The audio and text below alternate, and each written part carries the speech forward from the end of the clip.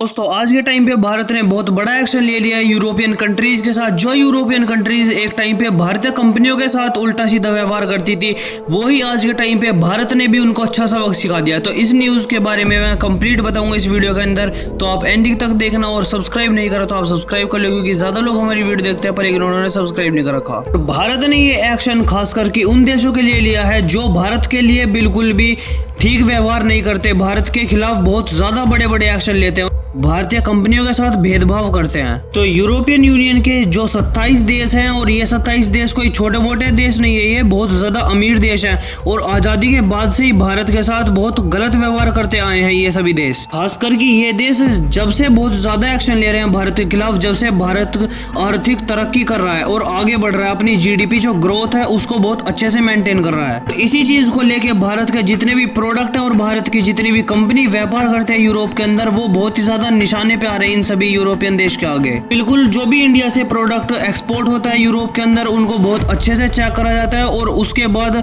कुछ भी अगर थोड़ी बहुत भी गलती निकलती है तो बहुत ज्यादा बड़े बड़े एक्शन लेने में ये बिल्कुल भी नहीं रुकते। तो ये सभी देश भारतीय प्रोडक्ट को बिल्कुल बैन कर देते हैं या फिर एक्स्ट्रा टैरिफ लगा के भारतीय प्रोडक्ट जो होते हैं उनको महंगा कर देते हैं अपने देश के अंदर। जो भारतीय प्रोडक्ट की डिमांड होती है वो अपने आप ही कम हो जाती है। लेकिन आज के टाइम पे भारत ने भी यही सेम एक्शन ले लिया है उन सभी यूरोपियन कंपनीज के खिलाफ, जैसे यूरोपियन कंट्री भारतीय कंपनियों के साथ व्यवहार करती है। रिपोर्ट निकल के ये आ रही है बिजनेस स्टैंडर्ड की, भारत ने 1500 से ज्यादा के जो प्रोडक्ट हैं वो रिटर्न कर दिए हैं यूरोपियन कंट्रीज को। अब वो जितने भी 1500 प्रोडक्ट हैं वो भारत के अंदर नहीं बेचे जा सकते। तो इस न्यूज के बाद यूरोपियन कंपनीज को बहुत ही भयंकर नुकसान हुआ है। और ये जो 1500 का आंकड़ा, ये एक बहुत ही बड़ा आंकड़ा है, क्योंकि यूरोपियन कंपनीज के लिए भारतीय मार्केट बहुत ही ज्यादा बड़ी है, क्योंकि भारत के अंदर इतनी ज्यादा पॉपुलेशन है, इतनी किसी और देश के पास नहीं है। और इन सभी यूरोपियन कंपनीज को यही फायदा उठाना था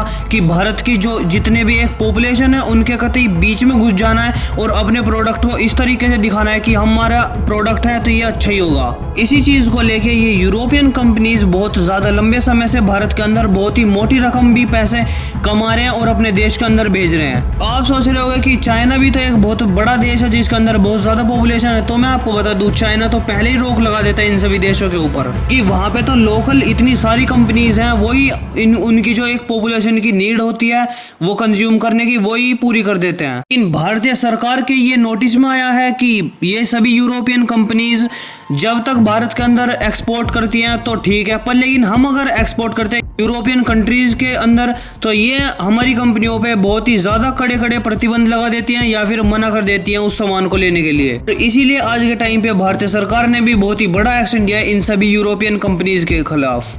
इसी शिकायत को लगाने के लिए ये सभी कंपनीज पहुंची है यूरोपियन यूनियन के पास। इन्होंने यूरोपियन यूनियन से ये डिमांड कर दी है कि ये सभी जो प्रोडक्ट है इन सभी के ऊपर बैन हटवाओ भारत से, कह के हमारा बिजनेस चलाना बहुत ही ज्यादा मुश्किल हो जाएगा। लेकिन भारत ने साफ संदेश दे दिया उन सभी यूरोपियन देश को कि पहले आप अपना रवैया ठीक करो, उसके बाद हम अपना रवैया ठीक करेंगे। पर आप भेदभाव करोगे हमारी कंपनियों के साथ तो हम भी भेदभाव करना जानते हैं। इससे डायरेक्टली इफेक्ट पड़ेगा जो यूरोपियन यूनियन के साथ भारत का फ्री ट्रेड एग्रीमेंट होना था, उसके ऊपर भी बहुत ज्यादा इफेक्ट देखने को मिलेगा। कि इस फ्री ट्रेड एग्रीमेंट से एक फायदा बहुत बड़ा होगा भारत के लिए कि जितनी भी यूरोपियन यूनियन की कंट्रीज हैं उन सभी की जो एक मार्केट है वो भारतीय कंपनियों के लिए बहुत आराम से खुल जाएगी। यही भारत का जो मार्केट है, इतना बड़ा ह्यूमंगस मार्केट, ये सभी यूरोपियन कंट्रीज की जितनी भी कंपनीज हैं उन सभी के लिए खुल जाएगा। ऐसा नहीं है कि हम सिर्फ यूरोपियन यूनियन के साथ ही बात कर रहे हैं एग्रीमेंट, ये फ्री ट्रेड एग्रीमेंट को लेके ही, बल्कि हम तो यूके और कनाडा जैसे देश के साथ भी बात कर रहे हैं। और अभी हाल ही में हमने यूएई के साथ भी फ्री ट्रेड एग्रीमेंट साइन करा था। बाकी हमें फ्री ट्रेड एग्रीमेंट साइन करना चाहिए यूरोपियन यूनियन के साथ या फिर नहीं, ये कमेंट सेक्शन में आप जरूर अपनी राय बताना। बाकी आपने अगर